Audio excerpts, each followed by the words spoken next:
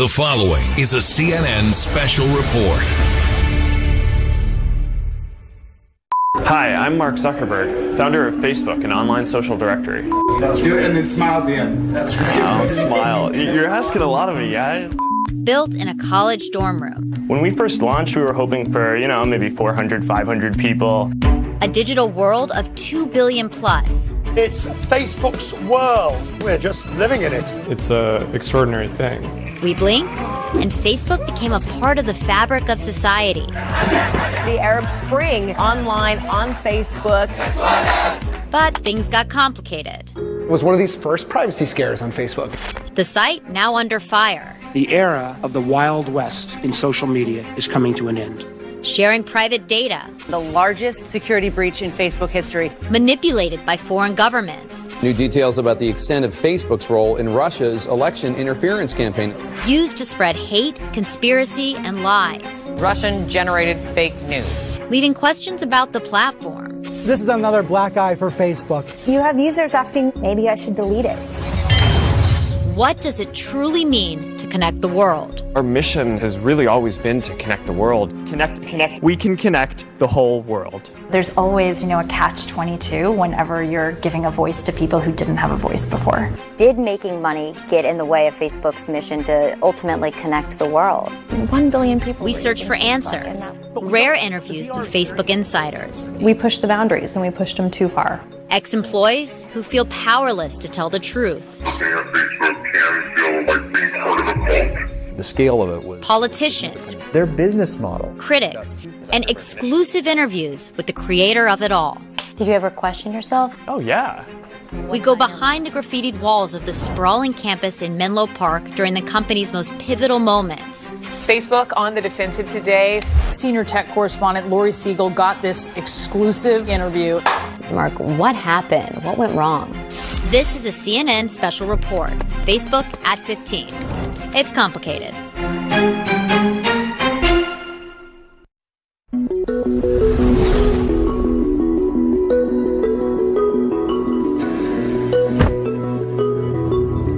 It's October 19th, 2018, and we are heading to Facebook. This is a really big deal. We're going to sit down with Mark Zuckerberg, who rarely sits down for interviews. Facebook years are like dog years. A lot happens in a little time. In the months since I first walked through these doors, nearly 50 million Facebook users have been targeted by hackers. The largest security breach in Facebook history. Facebook on the defensive today after this damning New York Times report about how Facebook has handled its bad PR from Russian members. And we'll get to all that later. But for now, back to Facebook and what you need to know about an interview with Mark Zuckerberg.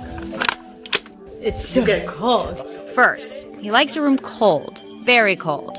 Turn the cameras around and you'll see his people on the other side. They're taking notes, scribbling furiously, keeping time. They know that the stakes are high these days. The whole world seems to be watching. And that's Facebook in this current moment. Thank you for coming. Massively influential. Facebook CEO Mark Zuckerberg under fire. In flux. The biggest security breach in the history of Facebook. And controversial. But to fully understand Facebook of today, you have to go back to the beginning. Hi, I'm Mark Zuckerberg, founder of Facebook, an online social directory. That was really good. Just stare in the camera and just give it a quirky little smile. Quirky little. Thanks. The early days of Facebook were a very scrappy time. There have been some constants through the years here. The mission of the company of connecting people and bringing people together, that really has informed some of the most important decisions that we've made. You're going to hear this phrase, the mission, quite a bit. Mark's mission is the mantra at Facebook. Our mission has really always been to connect the world. We are a mission-driven company. Our mission is to connect everyone in the world. Connect. We can connect the whole world. It was in the company's DNA from the beginning. And I think the people who have been drawn to this company over the years are people who really care about that. If you're an employee, you hear it the moment you walk through the door. You're almost indoctrinated into it. He believed in the mission of Facebook to help people share and be more connected, and I wanted to follow him. It just felt so different from anything I'd done before. Mark had this vision that everyone could be connected. And that was pretty exciting. What's on your mind? Inside Facebook headquarters, that message to build out the mission is everywhere. Inspirational quote posters line the walls, with delicate phrases fine-tuned to Facebook's current state. Some call it almost even like a cult.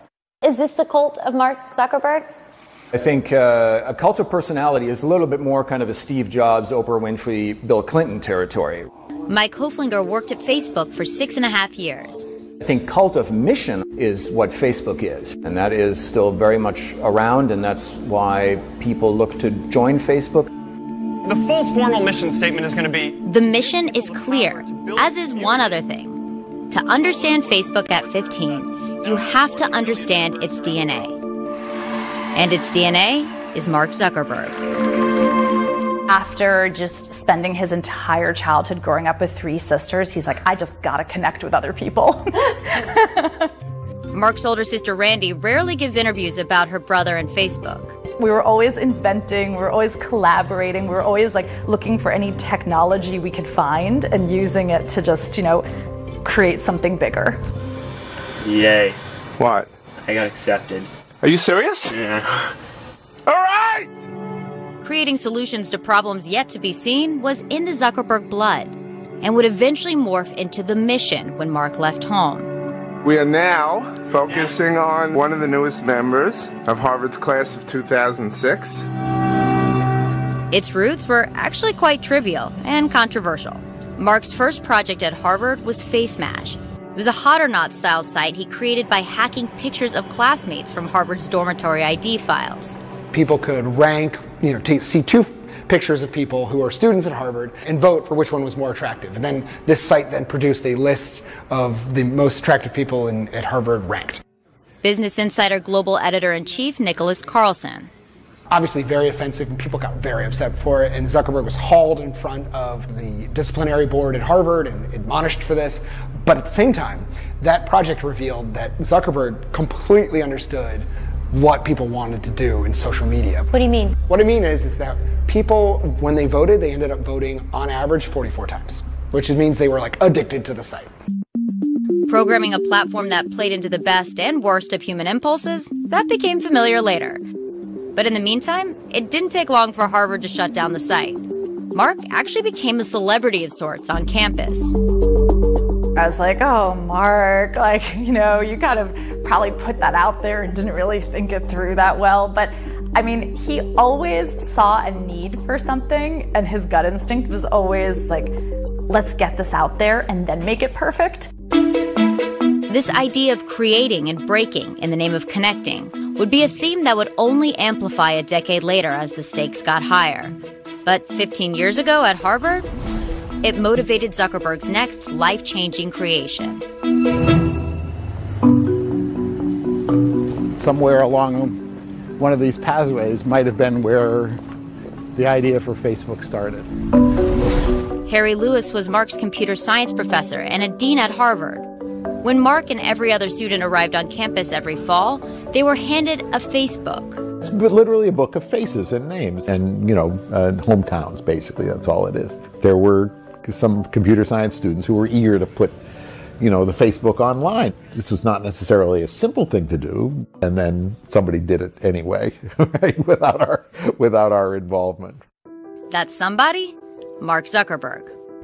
He walked up to the registrar's office, can I help you, and volunteer as a student to digitize this? And they just said no. And I think it was almost a little bit of like, well, maybe you just don't get what I mean, so let me just go home and do it and show you. I want to meet that person who said no and give them a hug, because if they had, had the business foresight to say yes, none of this would have ever been created. February 4th, 2004, Facebook went live. Within 24 hours, an estimated 1,200 students had signed up. Within months, they had 100,000 users. A pretty meteoric rise. Who knows where we're going next? Mark's mission was born. He was just 19 years old. We're hoping to have many more universities by the fall, hopefully over 100 or 200. And doing that would require a move to the epicenter of tech, Silicon Valley, where Mark found more space, more money, and more controversy. The newsfeed controversy. People hated it. They were really upset. That when we come. What was the deciding factor for leaving Harvard? Well, I made Facebook. Summer 2004, Mark and his co-founder Dustin Moskovitz left Cambridge and moved to Palo Alto, to what's now become the legendary Facebook house. He went to California and got a house, and it was a crazy house. They had a zip line that went over the pool. And shall we?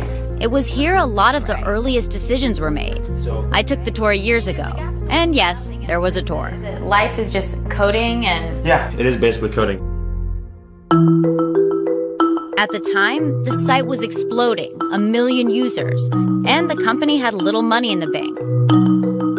So the crew was making the Silicon Valley venture capital circuit in their own way. You hear these famous stories of Zuckerberg and his team going to VCs in their pajamas and showing up late and being kind of rude. He was very like, I'm young, rules are for adults, get to work late, just do your thing, code it, hack it. And over time, you know, they used to have a sign on the wall which is like, move fast and break things. And it's like, now it says like, move carefully and don't break things. Now they're at such a delicate point, like... Don't break things. If you break things, sometimes you break the country.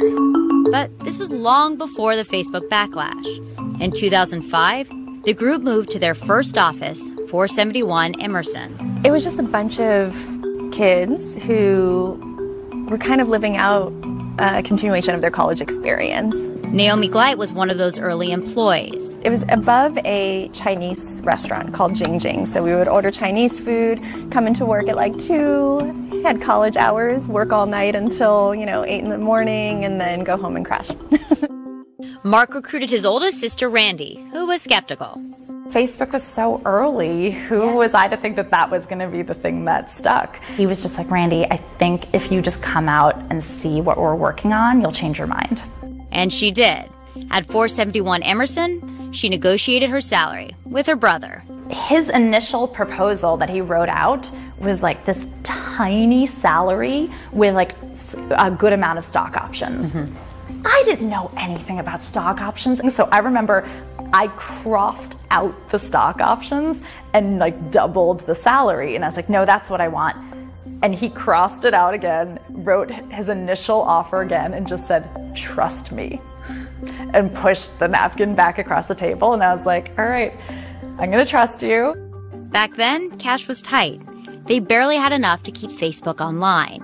A router typically costs tens of thousands of dollars, and we didn't have that. So I remember we went on eBay and bought a used router. I think that cost about $3,000 or $4,000. And with the rest, like, all right, well, we need a car that we can get around and can lug servers. And we went on Craigslist and bought this 1994 Ford Explorer. That, in retrospect, there was something wrong with it, right? Because you didn't even need a key to turn it on. You could just turn the ignition and it turned on. I have, ironically, so many memories of sitting in the parking lot of McDonald's with Mark and eating chicken McNuggets. Fast food was all they could afford those days. Dave Morin was an early Facebook employee and the architect of many of Facebook's most influential features. We did it a lot, and we did it a lot at 12 at night, 2 in the morning, because the ideas were just so interesting and so powerful that the conversations just went late into the night almost every single day. In the evenings, Morin would also play board games like Risk with Zuckerberg. How was Mark as a game player? They say this about great chess masters, that they're able to see, 3 steps ahead, or the best chess masters can see like 5 games ahead of you, right? That long-term strategy helped Zuckerberg turn down what became a historic offer to buy Facebook. It was June 2006. Yahoo offered $1 billion to buy Facebook. At the time, it seemed almost incomprehensible. Most of the management team really thought that we should sell. I remember I had one late-night conversation with one of my closest advisors where he sat me down. It was probably 11 o'clock, and he said, Mark, if you don't sell the company, you are going to regret this decision for the rest of your life. And it was just really intense. What did you think when he said that? When Dustin and I made the decision to not sell the company, within 18 months, every single person on the management team left. Did you ever question yourself that you were making the right decision? Oh yeah, because I was 22. I didn't have an exact plan of what was going to happen. It was incredibly scary. Was it crazy, arrogant, confident? It's all of those things. And that is the curse of the autocrat. It is this wild cocktail of vision, willpower, the ability to get up in the morning and build the damn thing, a little bit of arrogance, a little bit of confidence, and saying, you know, thank you, but I believe something else. An arrogance, or perhaps hubris, that many have said led Facebook into some of the serious troubles it's facing now. But then, it was the vision for what would come next that played out 3 months later. September 2006, the birth of Newsfeed. People would simply go to somebody's profile, then they would go to the next person's profile, and the next person's profile, and Facebook's like, aha, we need to actually bring this all together and just show you what's going on with your friends, especially those friends that are most important to you, and that was, of course, the dawn of the now famous algorithm. Newsfeed would completely overhaul the site, giving a real-time feed of your friends and your family. Here I'm gearing up for this fantastic launch, and all the engineers are so excited. Facebook's former PR director remembers how everything changed in a minute. We saw this group that became 1 million people protesting against Newsfeed, using Newsfeed. Because the way the product was working, as we all know now, was circulating into everybody's feed, and they were clicking on it and joining the group. So we were like, oh my gosh, they are using our product to protest our product. The backlash was extreme. The phone started ringing off the hook, thousands of emails of people saying, what have you done, what have you done, what have you done to my Facebook? I think they were sort of alarmed by Facebook taking their activity and publishing it. You know, it was one of these first privacy scares on Facebook. But Newsfeed survived, and it thrived. Ultimately became the thing that is a core of Facebook, the Newsfeed. It's not only the core of Facebook, but it's the core of every social media application we use. It was Facebook's first hint of privacy issues. Down the line, the stakes only got higher as the platform connected the world. But the next innovation would fundamentally change Facebook and society. It had great potential to both connect the world and tear it apart. That when we come back. Wife and all of his friends, it flashed up on their screens. Including his wife. And his wife. Christmas ruined, he said. It was Facebook's first big privacy scandal. Thousands were outraged. People were really ticked off. Ticked off by Facebook's first real attempt at making money. It was an ad product called Beacon. A Facebook user can log into e-commerce sites using your Facebook identification. And then when you buy something, all your friends are going to find out about it.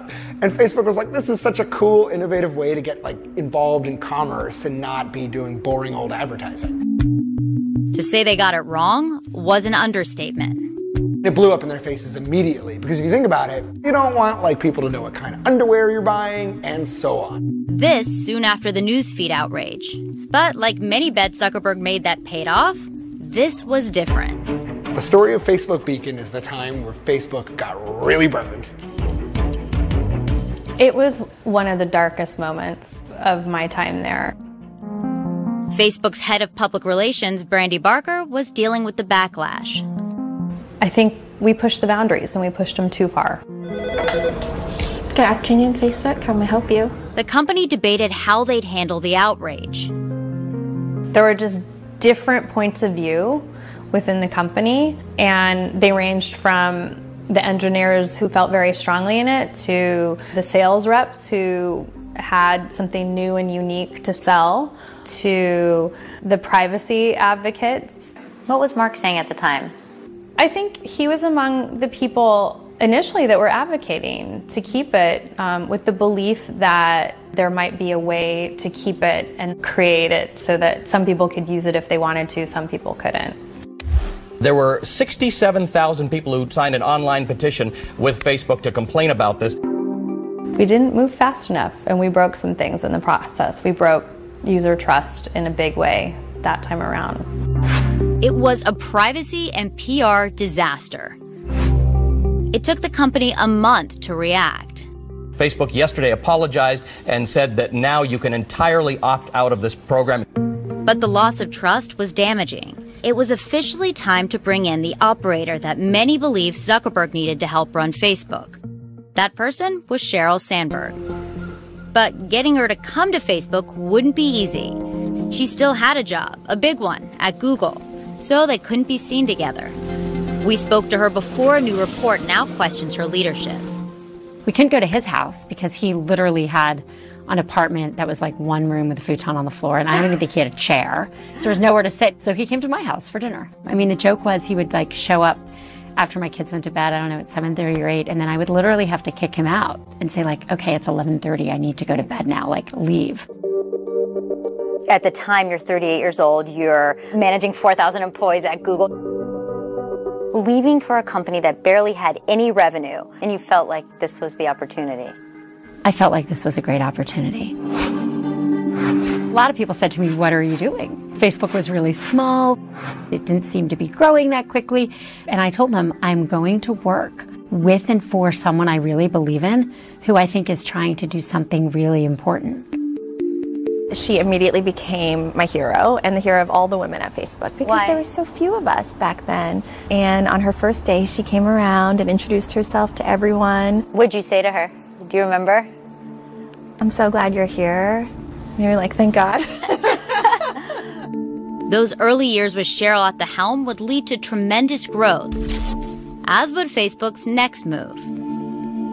I remember sitting in that room with him and him drawing on the board these sort of circles and then like these connected lines, and it was kind of like a map at some point, and there was sort of this visual he was trying to capture what it was. And then we were having a conversation about, well, should we call it a social map? It would eventually be called Platform. It was the first time that Facebook was opening the site to allow outside technology companies and or in certain cases individual developers to build something that would work with the site.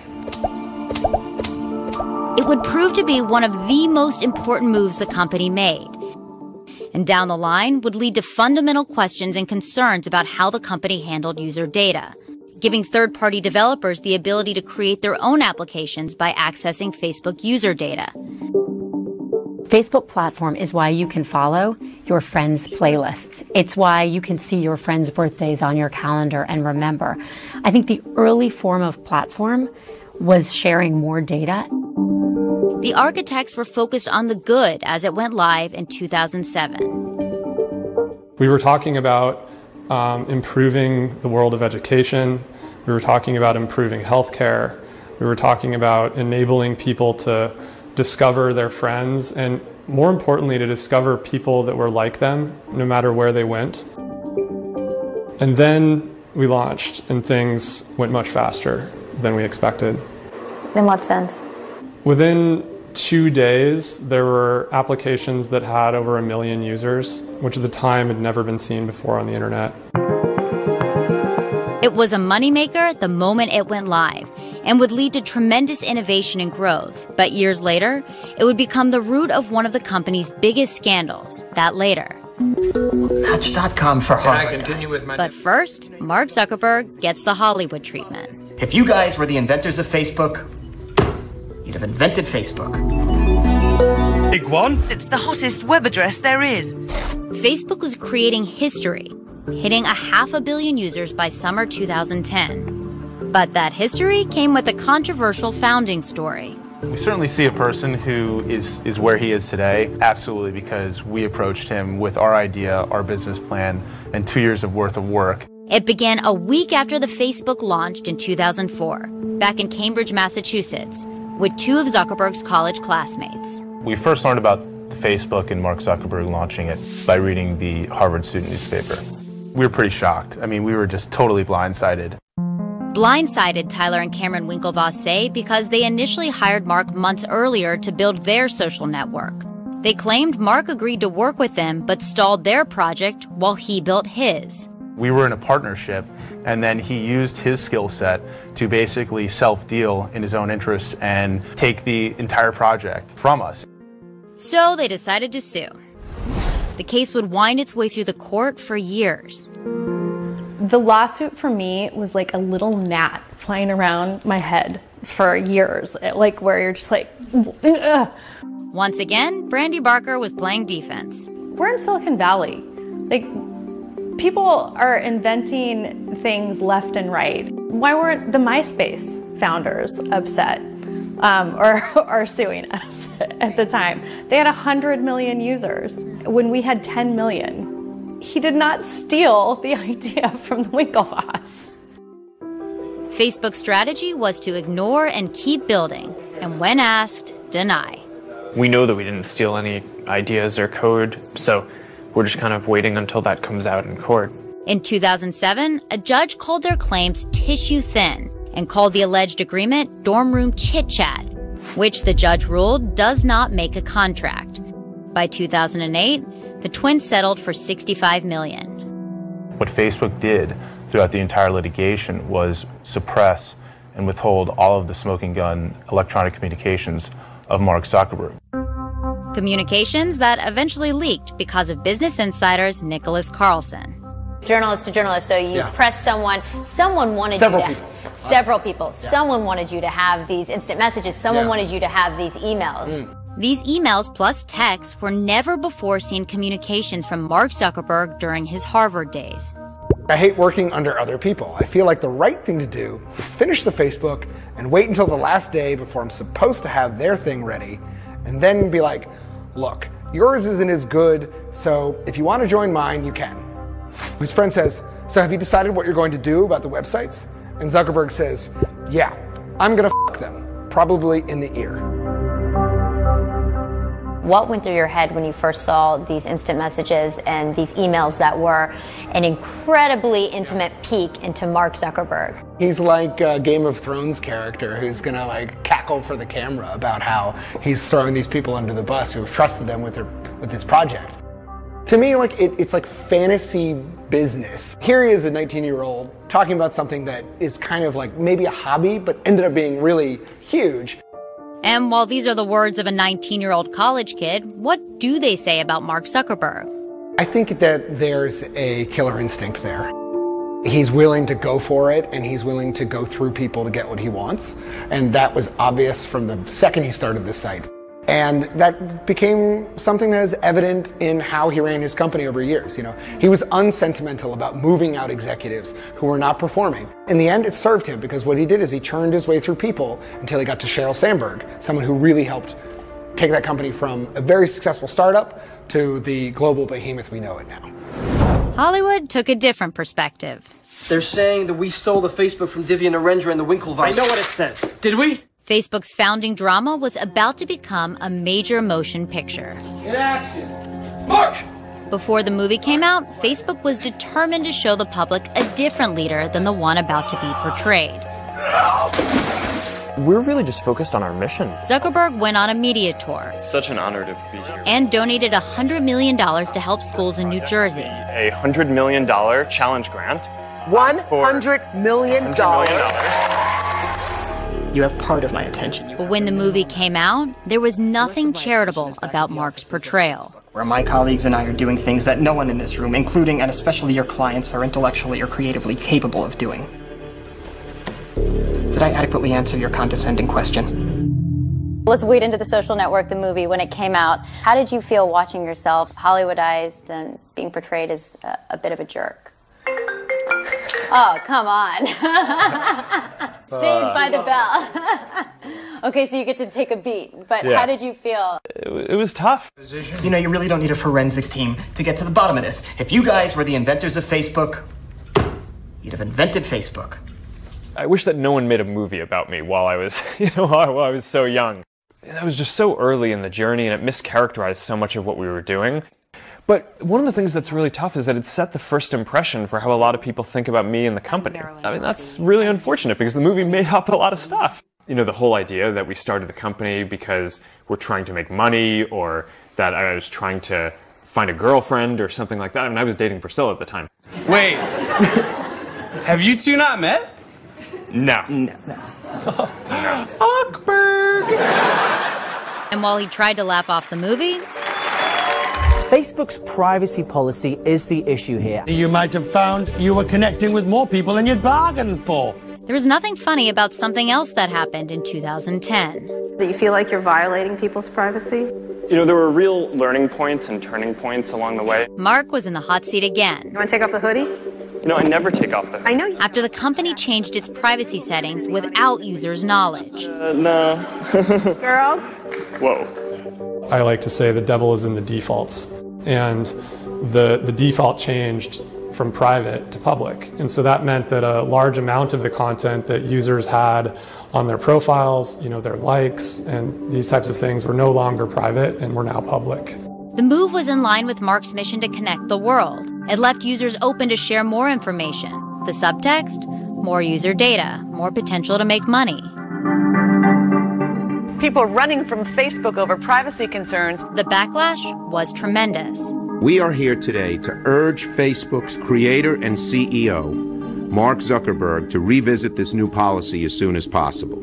This morning in About Face by Facebook. So they simplified their privacy settings, putting users in control of how much data they shared.